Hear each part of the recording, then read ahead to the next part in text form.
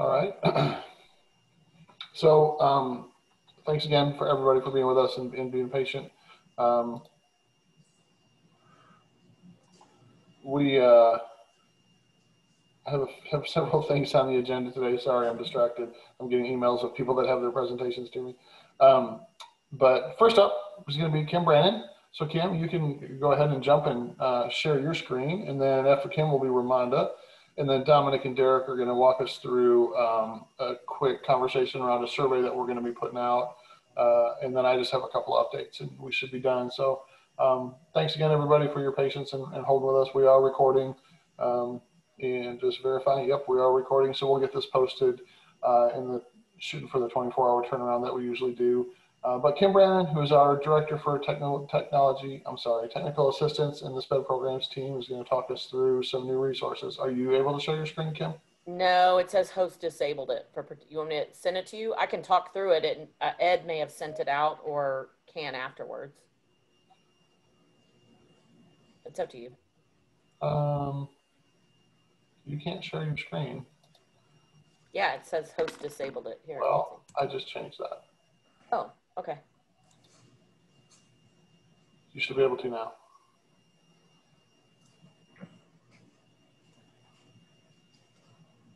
Yes? Yes, I can. See that? Yes, ma'am. Okay, so just a couple of updates for some new resources that are available now regarding SPED technical assistance. The TIER network has posted a five-part series, short little webinar videos of intervention within remote learning environments. They're really good. I hope you check them out. There's 5 of them. The first one is kind of a general academic intervention, just to get everyone's brain started with what MTSS is and some general tips and tools. Then you have a second and third one, that one is specific to math interventions and one is specific to reading interventions. The fourth one is MTSS for behavior. And that one, like the very first one, is just a general overview about interventions for behavior. And then it goes into more specific information with the last one, behavior interventions within remote learning environment. Now this says coming soon, but actually I think they held it yesterday, so it should be posted. If not today, it will be very soon.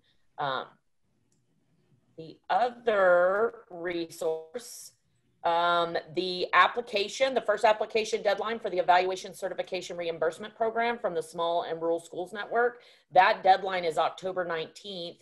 Just as a reminder, this is for educators who are currently enrolled in a university for educational diagnosticians or LSSPs. They can receive financial reimbursement for eligible program costs like books and tuition and things like that. The only requirement is that applicants must sign an agreement to provide a minimum of 3 years of evaluation service in a small and or rural LEA or shared service agreement. So make sure that if you have folks that would benefit from this reimbursement program, that you let them know that the deadline is fast approaching. The third thing is, remember, the Inclusion Works Conference is going to be held October 25th through 27th.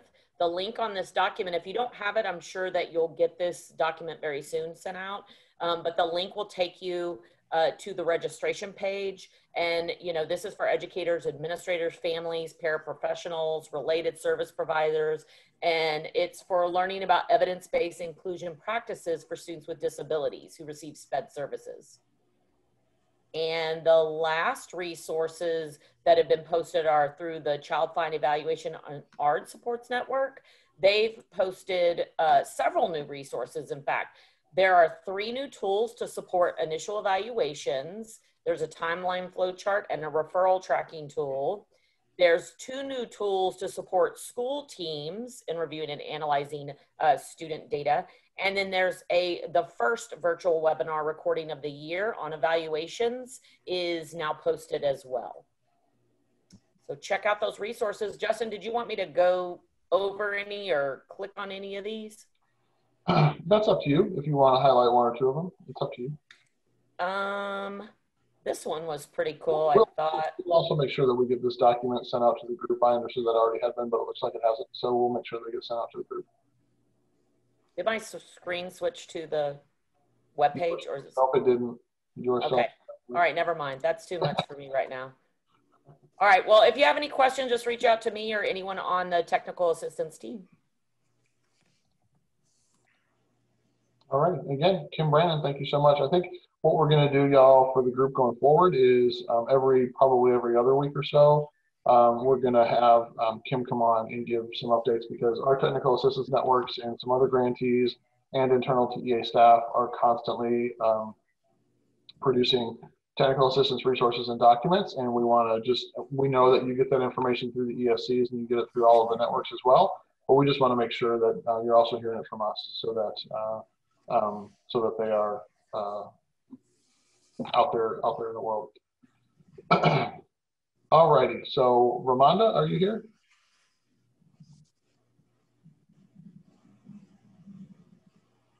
I think she is. I think I saw her.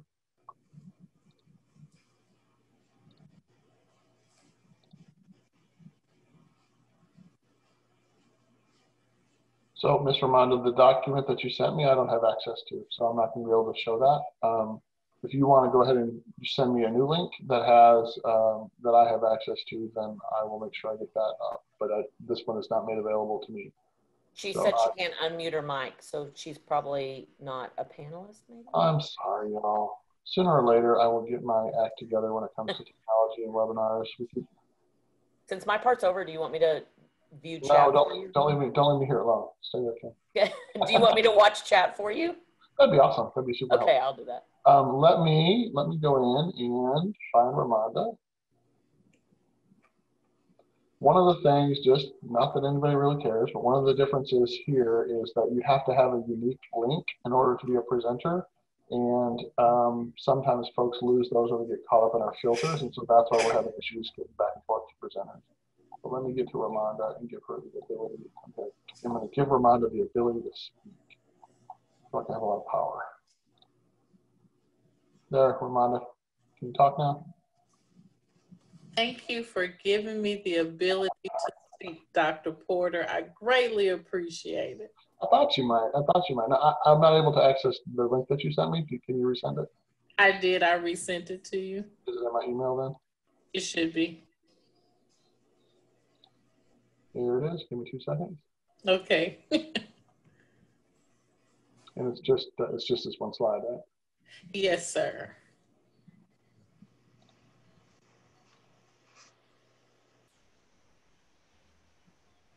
It's opening. It's opening.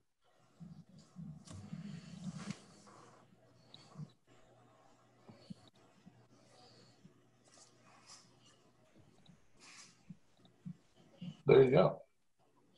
Okay, great. Thank you. So good afternoon, everyone. Now that I have the ability to speak to you, the Department of Review and Support would just like to provide the group with an overview of upcoming monitoring submissions and training opportunities. So on Tuesday, we highlighted the upcoming ESC training sessions to prepare ESC staff to support the LEAs requesting additional supports with monitoring activities for this current year. So this particular upcoming submissions and training opportunities timeline really captures events that highlight LEA supports that will be available within the next few months. And so what you see on October 13th, of course, we're going to offer the Results-Driven Accountability 2020 webinar, where participants have the opportunity to register via the link that was shared in the TAA a few weeks ago, as well as that link being available under the Resources tab on the Review and Support webpage. We also will have a strategic support plan overview. It is going to be a pre-recorded webinar that will walk external stakeholders, so ESCs, as well as LEAs, through the process of developing an SSP. This is going to be very similar to the webinar that we conducted on November 5th of 2019 as we prepared for RDA monitoring activities. So this would be a refresher for some, and it will walk through the steps of developing an SSP for an LEA. We also included dyslexia on this timeline because this will be the inaugural year for dyslexia monitoring. And so on October 27th, there will be a dyslexia monitoring overview for LEAs. We will be providing additional training sessions or training opportunities for ESCs. The ESC training opportunity for dyslexia will be, let's see what that date is going to be. That will be October 27th. So prior to our October 29th for all of our LEAs, we're going to have that ESC training to give you guys an overview of that as well. So I'm sorry, October 27th is the dyslexia monitoring overview for LEAs. And then we will also offer some additional sessions for Cycle 2, Group 2 LEAs on October 29th and Group 3 LEAs on December the 15th. So that gives you some insight as to those additional trainings that we will be providing to LEAs as they prepare for dyslexia monitoring. In November, we don't have any submissions or trainings that are currently scheduled. However, the department will be scheduling a corrective action plan overview to prepare LEAs who are required to engage in corrective action for non-compliance with SPP indicators to submit those plans in the Ascend Texas application. So you guys can be on the lookout for that because that will be upcoming as well. In the month of December, December 1st, LEAs will need to submit or upload the DCSI qualifications within the Ascend Texas application via TIL. DCSI qualifications can range from uploading a copy of the DCSI's resume or a copy of that person's current job description, making sure that they are working with improving outcomes for students within that district. Also on December 1st, we have State Performance Plan Corrective Action Plan submissions. That is a tentative date, but we do have those SPP CAP submissions that will be occurring in December.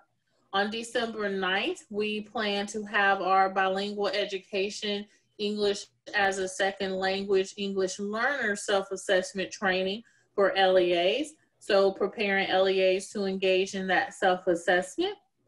On December 16th, we have the special education self-assessment training for LEAs. So that special education self-assessment is aligned to the differentiated monitoring and support system that rolled out during the 2019-2020 school year. On December 18th, we have the SSP submission, which is aligned to any targeted improvement activities or submissions that districts will have with our Friends in School Improvement. So December 18th is the SSP submission.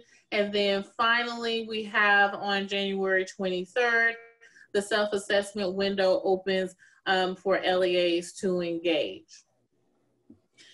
So a couple of other updates on October 13th, we're going to make sure that we update our review and support webpage to reflect the 2020-2021 strategic plan information. So that update will be occurring prior to our October 13th webinar as well. And so that's all that we have today. And, you know, as always, we really look forward to partnering with the ESCs to support the LEAs, engaging in monitoring activities for this upcoming school year. Hey, Ramonda, there's a few questions. What time is the self-assessment training on 12/16?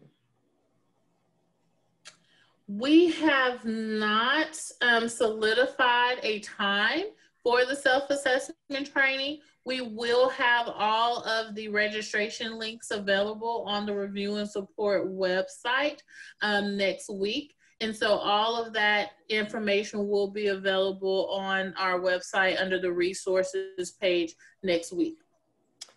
All right. Will the 1019 training be on the TEA site or emailed to us with a link? It will be posted on the Review and Support webpage, so everyone will be able to assess that. If for some reason they aren't able to, if they contact us, we can make sure that a copy of it is made available to them if they have issues with assessing it on the webpage. All right. Some acronym questions. What is DCSI and SSP? Okay, DCSI stands for your District Coordinator of School Improvement, and SSP is the Strategic Support Plan. It is our annual continuous improvement plan that is used in the Department of Review and Support that aligns to our DMS system, and it is used for districts to prioritize areas of RDA performance indicators that are contributing to low performance within the LEA. All right. When are the SPP clarifications coming out for this past year, especially SPP 11? Okay, so SPP notifications will be released or sent to LEAs within the next couple of weeks. LEAs will be notified if they have non-compliance in all of the SPP indicators. And I believe on the timeline that we shared on Tuesday, I want to say that it is October 19th is when those notifications will be released, but they will be released within the next few weeks. All right. Confused on the date of the ESC dyslexia monitoring overview training versus LEA. Okay, yes. So on this particular timeline, we're just walking through what is specific for the LEA. So I do apologize for that. We will be offering a dyslexia overview for the ESCs on October 20th. All right, a couple more in the Q&A box. Are the 1029 and 1215 LEA trainings only to be available to group 2 and 3 respectively, LEAs? How will these LEAs be notified about the training and access it? Yes, so those two particular webinars will be specifically for those groups, and we will walk them through the process through the LEA's point of view and be readily available to answer questions that they may have. We will reach out to those LEAs and we will provide them with a notification regarding the training, as well as the link to register for those sessions. All right, I have two. What was the ESC training date for the dyslexia monitoring? It is October the 20th. Let me answer those. I think two more. Will trainings be recorded? Yes, the trainings, we usually record all of the trainings that we conduct or the webinars. So yes, they will be recorded. After the recording or after the session, it goes through accessibility and all of those things. And then it will be posted on the Review and Support website under the resources tab. Okay, and the last one is the self-assessment required for all LEAs or only those required to complete as part of cyclical monitoring? Good question. So the self-assessment will be an activity that all LEAs across the state will engage in. Although some districts may be in cyclical monitoring, they may be in targeted, so on and so forth. The expectation is for all LEAs across the state to engage in the self-assessment. All right, and actually there's one more. Are all the trainings via webinar, specifically the dyslexia monitoring? Yes, the dyslexia monitoring training opportunities will be via webinar, yes. Then we have what does ULTA stand for? ULTA? ULTA, I don't have that. Okay. I'll figure that one out. I'll write okay. that. Sorry, okay. No, that's me. I'm trying to take care of some of these and like through just the chat. So I got this one. Oh, okay, good.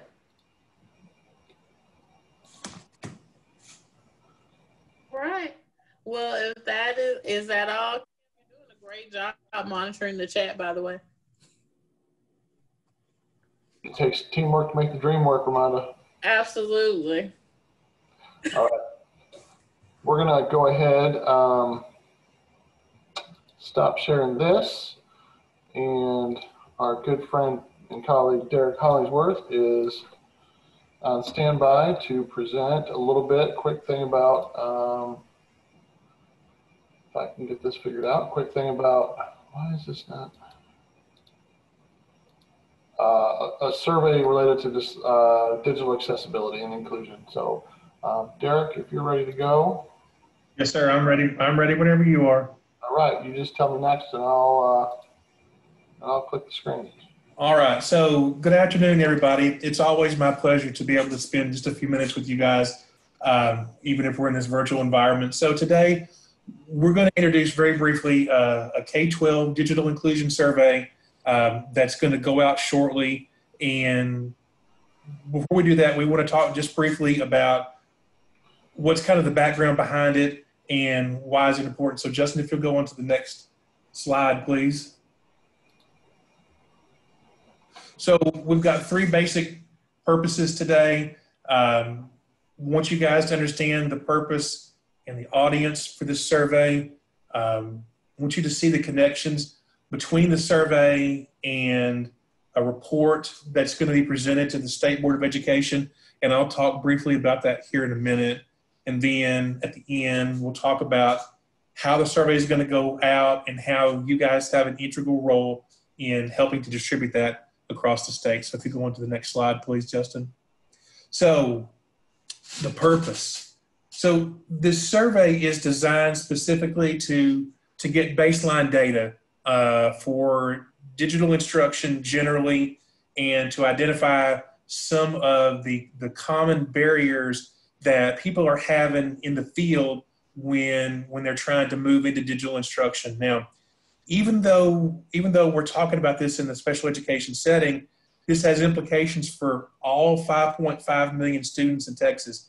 And so this is not specifically special education. This survey that's going to go out is going to go out to the entire state. It's going to go out to SPED teachers. It's going to go out to principals. It's going to go out to gen ed teachers. So again, we're going to collect some baseline data that we're then going to turn around, and we're going to use that to incorporate some recommendations that the Digital Curriculum Advisory Committee have put together for the State Board of Education. And then again, you can see the attendant audiences. It's administrators, it's curriculum coordinators, it's teachers. In some cases, it might be parents, non-educated or non-education participants. So that's our intended audience. Next slide, please. The survey itself is a 22-question Qualtrics survey. It really should take maybe 10 minutes tops to finish. Again, we're trying to get a range of digital curriculum issues and identify some barriers that practitioners are experiencing in the field. And again, I can't stress this enough. This survey is going out confidentially. It will be disaggregated at the district level, but again, it's not going to, you won't be able to identify one teacher or one classroom. And so we want to make sure that, that we get as broad a range as we can from as many LEAs as we can. There are two things in the survey. We do ask participants to identify their region and their district again, so we can just use that for statistical purposes. Next slide, please. So how does all this play together? So back in 2019, the Digital Curriculum Advisory Committee was established. These are subject matter experts. They span K through 12, and they were tasked with looking at digital instruction in the state of Texas, and considering the crazy year that 2020 has been, it was timely work. The K12 survey is going to be used to supplement and reinforce the recommendations that the DCAC are going to put forward. Of course, the goal here is to combine the survey data in with the Digital Curriculum Advisory Committee report. That's going to be presented to the state board. At some point, they'll make recommendations. Again, this is not just for SPED students. This is going to impact everybody in the Texas classroom. Next slide, please. So the nitty gritty, the who, the what, the when, and the where. So the K through 12 digital survey is live now. It went live today. It's going to be open for the next 14 calendar days. The survey, the link to the survey is being put in the chat as we speak. So you don't have to wait for the survey to go out to you. So you'll be able to pick it up and disseminate it out. We're asking you guys to be part of the distribution chain, that you guys have listservs and you have email chains that we're hoping that you'll use to get this information out. And even though your context might be specifically special education, this is going to go out statewide for everybody. So if you've got somebody in an SSA that, or you might have somebody who is a superintendent or a principal, please feel free to share it with them. So that's one way we're going to use to get this survey out. Another way, Justin is going out this via the SPED listserv. So this survey is going out in multiple ways. Don't be surprised if you see an email on the SPED listserv later today or in the next couple of days. Basically, you fill out the survey, or somebody fills out the survey, they send it back, and that's it. Again, you can see the link there on the screen. It's also in the chat. So thank you very, very much for helping us help kids, as always, and that's what we're all here to do. Justin, if you'll go to the very last slide. That's it for this presentation. If you have any specific questions, more than happy to reach out to Dominic Robinson. He's the team lead for this project. So his email's there. As always, folks, thank you very much for being able to just letting me spend a few minutes with you. I appreciate your time very much. Y'all have a great day. Thanks. Derek, I only saw 2 questions. It's about, can we get a copy of the PowerPoint for the survey? I'm assuming that'll be sent out. Yeah, I'm going to send out everything that we presented today. I'll send out once we get that PDF. I'll send it to everybody. All right, and then is the survey going to be offered in different languages? The survey is offered only in English. It is really intended for school personnel. There's not really stuff here that's necessarily relevant for family and school members. So For that reason, I'm sorry, family and community members. This is more looking for school personnel. So for that reason, we did not translate into multiple languages. Oh, there's one more. Would you like us to post the survey on our websites? Again, that's up to you if you want to do that, but this really is intended for school personnel. This isn't really designed to capture a student experience or a family experience. That's not really the purpose of this.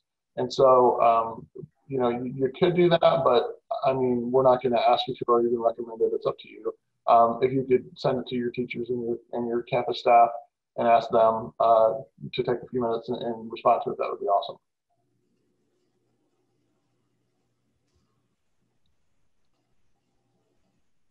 All right. I'm gonna now share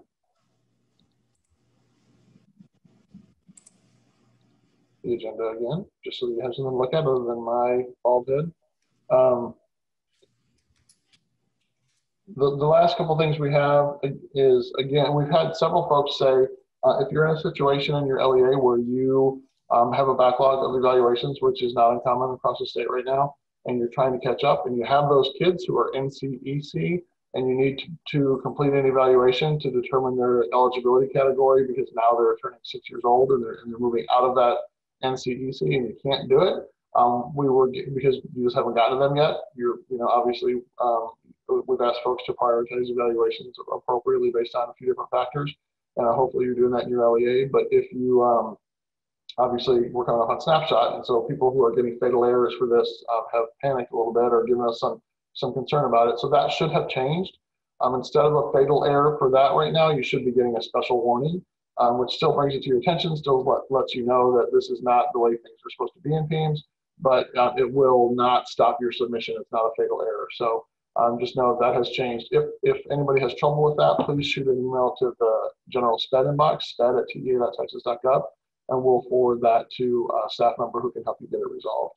But again, that change should already be in effect. PEIMS, we've been working with PEIMS over the last couple of days ever since it was brought to our attention that this was causing folks an issue. And I think it's already adjusted in the system, but let us know if not. We'll work with you. I just have two quick updates. A lot of folks have been waiting anxiously for more information about the dyslexia platform that we've been working on. That contract has been awarded to Amplio Speech. They're the same company who has a presence with teletherapy and speech across the state. And we are going to have a webinar available on the 14th, next Wednesday, with Amplio to really dig into it, do a quick demo, show everybody what we're talking about, how to access it, and where to get more information about it. The platform will be, we also anticipate in the next few days a press release going out with a little bit more information. But that's the big announcement of who that is. I also want to make, some of you may or may not know, we've been working with internally and with stakeholders to revise some sections of Chapter 89. It's pretty broad revision across there. We had to open that piece of administrative code because of the last legislative session, and there were some other things in there that we felt like needed to be cleaned up. So we've touched a few pieces within Chapter 89, and we anticipate that being posted to the Texas Register for public comment on October 16th. So if you are so inclined, please, interested in that, please go ahead after the 16th. Go look at the changes and please provide through the mechanism available on the website, on the register, sorry. Give us your feedback on that because we need that to make sure that we have rules that make sense, because even though we think that we cover all of our bases, we don't always, we frequently get feedback through the rulemaking process that helps us make the rule better. And so we encourage all of y'all to look at that and give us your feedback and information. I did not have anything else for today. Justin, what was the date of the Amplio webinar again? It's the 14th. I'll post that to our webinars page. It's not there right now, but I'll post it to our webinars page. I think it's, I'm not going to say the time because I won't remember it correctly. Screw everybody up. In the afternoon. But it'll be on the, I'll put it this afternoon. I'll make sure it gets posted on the webpage. Again, so we'll send out all these handouts. I'll post them on the webpage and we'll send them out to this list. But other than that, I think we're done. And the recording, like I said, this recording will be up within hopefully the next 24 hours. So thanks, everybody.